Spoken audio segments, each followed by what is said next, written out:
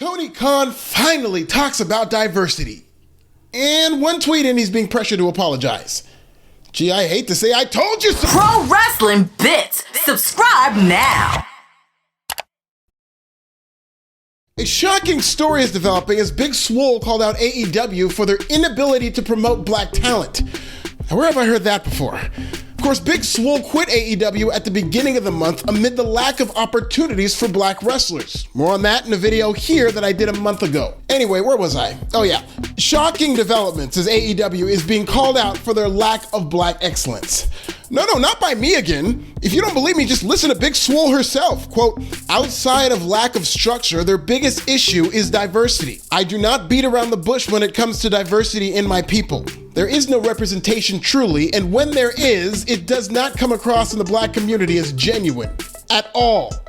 I don't know why everybody is so afraid to accept it or say it, not everybody, but it's not a good look. What happens is you have this wonderful company that treats people like family, but there's nobody that looks like me that is represented at the top and in the room with them.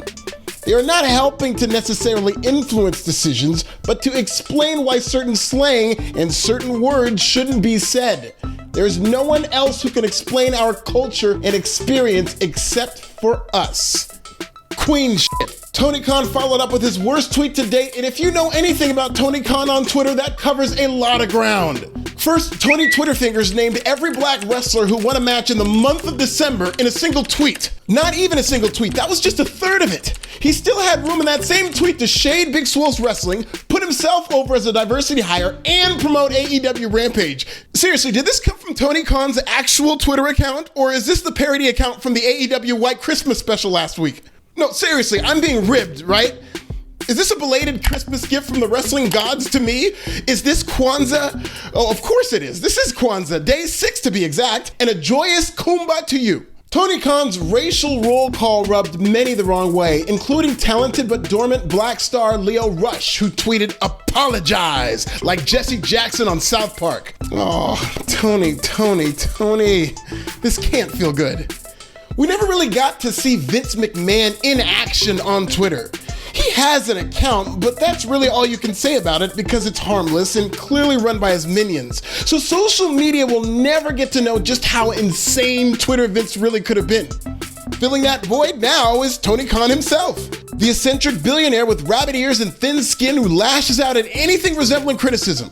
Tony Khan is the closest thing to Vince McMahon on Twitter that the wrestling world will get. And the older and more jaded he gets, as more people dare to criticize him, the wilder these tweets will be. Twitter Tony Khan is the new Vince. Much like AEW free agency, even Tony's timeline is stealing from WWE.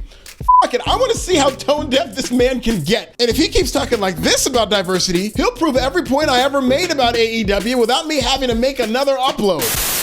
It's time to play the Cliffhanger game here on The Price is Right. Your goal is to keep the yodeler from falling off the cliff. Now, Alfred, it took Tony Khan just 52 characters to name every black wrestler who won in December. How many characters would it take for him to name every white wrestler who did the same?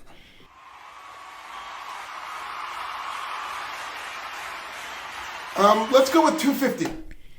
250 characters, is that right? Wrong. Now the cliffhanger will climb one step for every character you are off. Let's hope you're close so he doesn't fall off the cliff.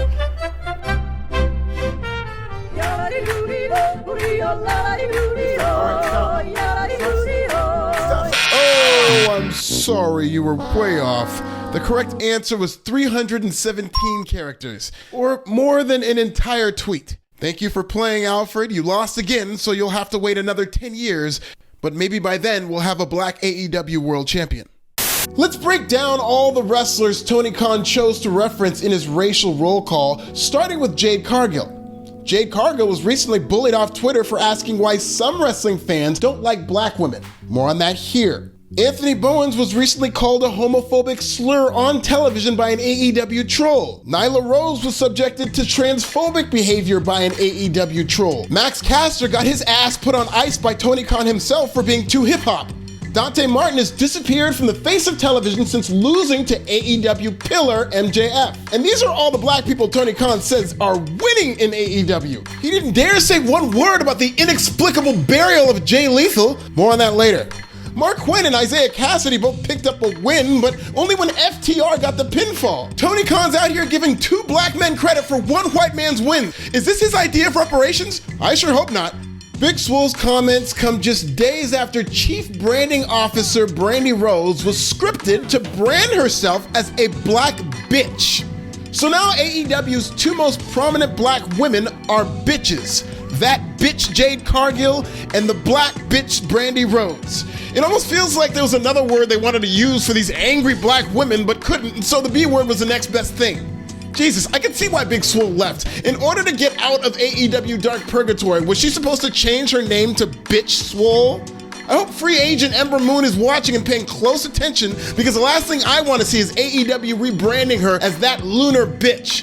In 2024 or whatever, is Bianca Belair gonna be the bitchiest? What about Mia Yim, the HBIC? Okay, that one's way too easy. Brandi Rhodes' title as the first black woman executive in pro wrestling history will only have the power she gives it. If that power is compromised and even worse tokenized due to a lack of black voices at the top of AEW, it'll only reflect poorly on this massive, arguably unfair responsibility bestowed upon Brandi.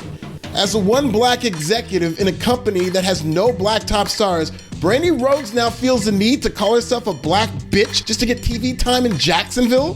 Please don't trip in AEW, Brandi, or you might fall in the sunken place. In fact, she might need one of Paul Mooney's patented wake-up calls.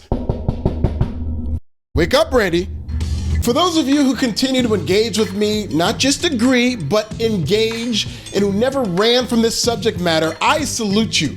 We tackle a narrative that most wrestling media are terrified to address, and as a result, people like us already saw what many people are now forced to confront.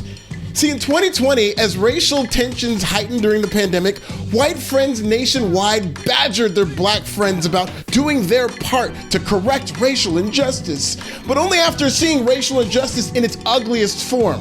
AEW's Bryan Danielson had a great quote about this when he said, quote, "Your black friends aren't Google." For those of you who are surprised by AEW dealing with the racial controversy and had to hear these words from Big Swole because you just couldn't see what was going on right in front of you, if you finally had the spine to at least talk about these issues, I'm not Google.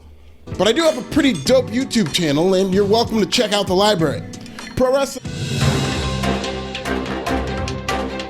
We are now entering day 24 of the disappearance of Jay Lethal from AEW television as AEW continues its mistreatment of one of the true GOATs from Ring of Honor. Several former Ring of Honor stars have thrived in AEW, most recently former ROH World Champion Kyle O'Reilly. He's a former WWE superstar, that helps you in AEW, and he recently won his debut match on AEW Dynamite. Jay Lethal, who is the greatest of all time in ROH, still has yet to win a match on AEW Dynamite. In fact, he's only had one match on AEW Dynamite and double that amount of matches on AEW Dark. Quick recap of Lethal's AEW career as he lost to Sammy Guevara in his debut. It was the TNT title match. He was then yeeted to AAA to do a job, returned to AEW, only to get immediately yeeted out of a Dynamite Diamond Battle Royal.